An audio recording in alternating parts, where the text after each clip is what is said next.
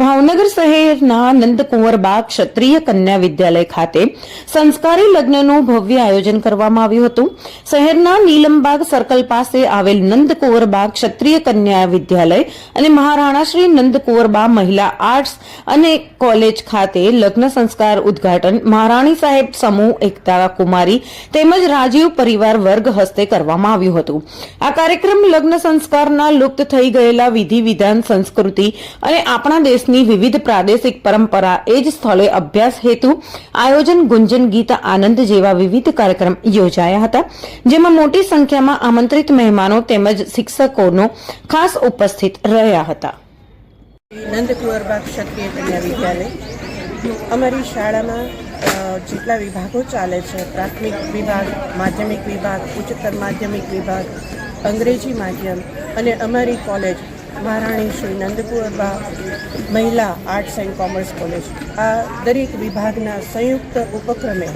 આજે અમારી સંસ્થાની જે ધરોહર છે માતૃમંદિર કે જેની સ્થાપના 1917માં થયેલી,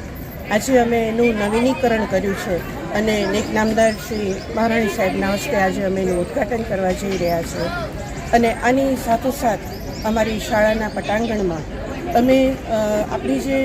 પરંપરાઓ છે, જે વિધિ વિધાનો છે, જે રીત રિવાજો છે ભારતીય સંસ્કૃતિના, એ મુજબના જુદા જુદા પ્રાંતના આપણા લગ્ન સંસ્કારની વિધિઓનું અહીંયા આજે અમે પ્રદર્શન કરી રહ્યા છીએ બાલોત્સવના ભાગરૂપે, કે જેથી દરેક વિદ્યાર્થીઓ આજે વિધિ વિધાન ભૂલાઈ રહ્યા છે, સંસ્કારો આપણે વિસરાઈ રહ્યા છે, એને ફરીથી આપણે દીકરીઓના માધ્યમથી એ જાણકાર બને, એમને માહિતી મળે કે કેવી રીતના આ બધા સંસ્કારો હજી સુધી આપણે પરંપરાની જેમ આગળ વધારી શકીએ, એના હેતુથી અમે આખું આયોજન કર્યું છે। તો 1થી શરૂ કરી અને કુલ 11 અમારા પ્રોજેક્ટ્સ છે। એમાં આપણી ગુજરાતની પરંપરા અમે બધા પ્રાંતમાંથી એક લઈ શક્યા છીએ। તો અમે ગુજરાતમાં ખાસ કરીને ભરવાડ જ્ઞાતિ, એટલે અમારો એક નમ્ર પ્રયાસ છે ખાલી ભરવાડ જ્ઞાતિ છે, પછી ઉત્તરાંચલ છે, કાશ્મીર છે, મહારાષ્ટ્ર છે, પંજાબ છે, કર્ણાટક છે અને છેલ્લે ગોવા,